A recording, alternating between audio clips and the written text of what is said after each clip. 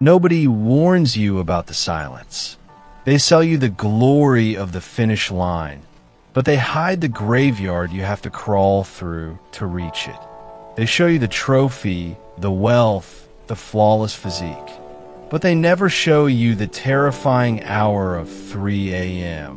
when the world is dead asleep and you're trapped inside a room with nothing but your own racing thoughts, your deepest insecurities, and a choice.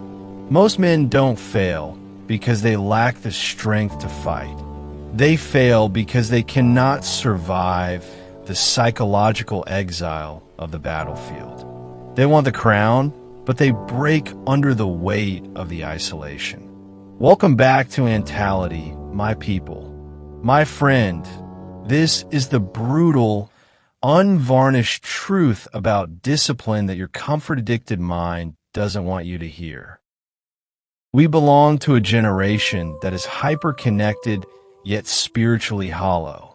We are chronically validated, constantly stimulated, and deeply terrified of being alone. We want success, but we want it to be a group activity. We want discipline, but only if we can broadcast it to the world for a quick hit of digital applause. But true, ruthless discipline, it doesn't do public relations. It demands a blood sacrifice. And the very first thing it tears away from you is your herd. The moment you make a pact with yourself to stop being average. The moment you decide mediocrity is an insult to your existence. An invisible, freezing wall begins to form between you and everyone you love. Your childhood friends are at the bar, drinking away their potential on a Friday night. You are alone, staring at a screen or a barbell, breaking your own limits. They're gossiping about people who don't know they exist. You're calculating your next macro shift, your next financial move, your next mental upgrade. Suddenly, you realize you don't speak their language anymore, and they start looking at you like you're a stranger. Weakness survives in a crowd, but a king is forged in the exile he chooses for himself. But here is where the psychological trap snaps shut, and this is where most men silently destroy their own future. They reach this exact crossroad. They look down the long, dark corridor of self-transformation, and they flinch. Not because the work is too hard, but because the road is entirely empty. They mistake the peace of progress for the pain of loneliness, and they crawl right back into the warm, suffocating cage of the ordinary. Let's expose the hidden architecture of your weakness. Why does isolation terrify you? For 200,000 years, rejection from the tribe meant physical death. If the clan cast you out into the wilderness, you were hunted, eaten, and forgotten.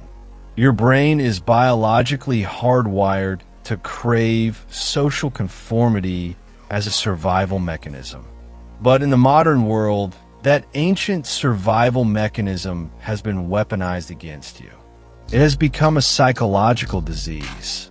You aren't avoiding the lonely work because you're lazy. You're avoiding it because your brain is addicted to the cheap, synthetic dopamine of external validation. You are terrified of what happens when the noise stops. Think about it.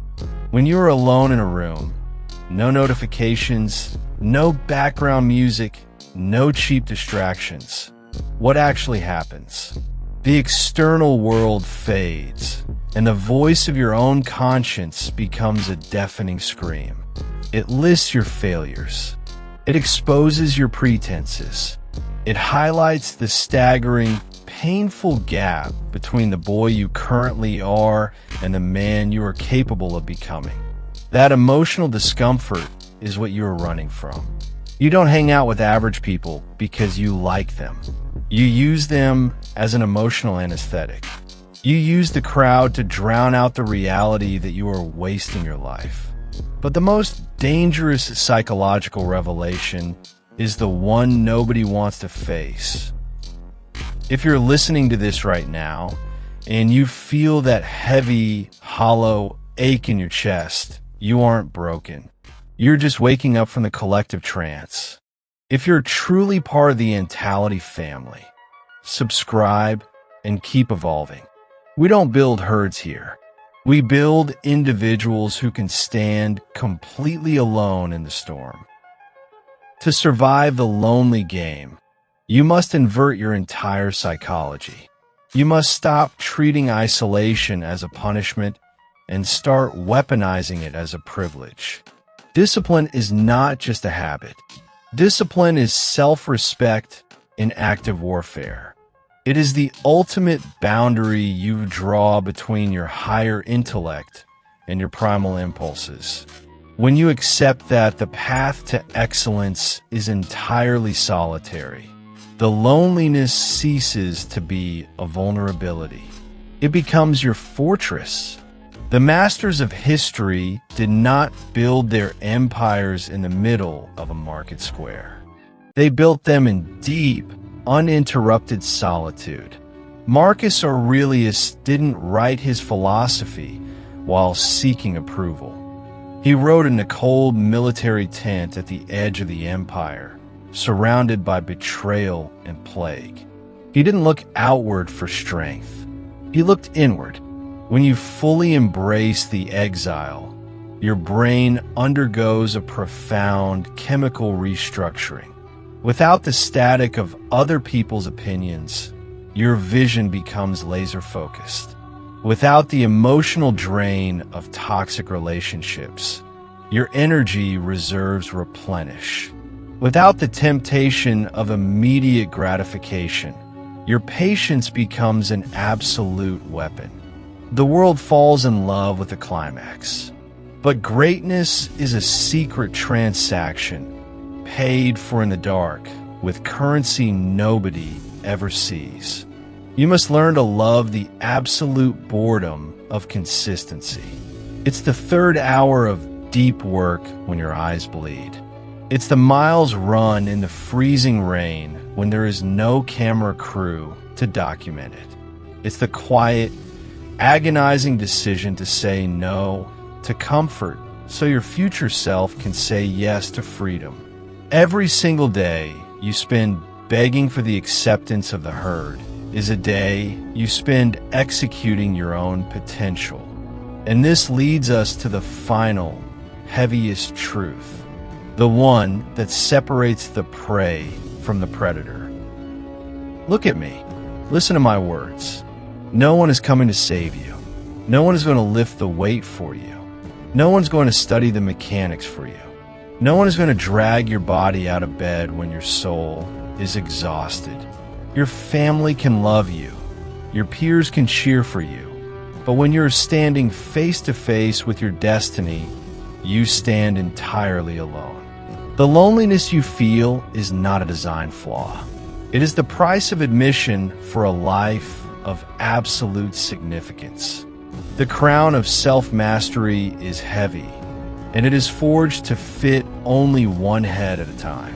You cannot carry the dead weight of other people's insecurities, lazy habits, and fragile egos up the mountain of success. You must drop them at the base, or you will plummet with them. Let them call you distant. Let them call you arrogant. Let them think you've lost your mind. The truth is, you didn't lose your mind. You found your soul. You simply stopped trading your long-term legacy for short-term companionship. You stopped letting dead eyes dictate your horizon.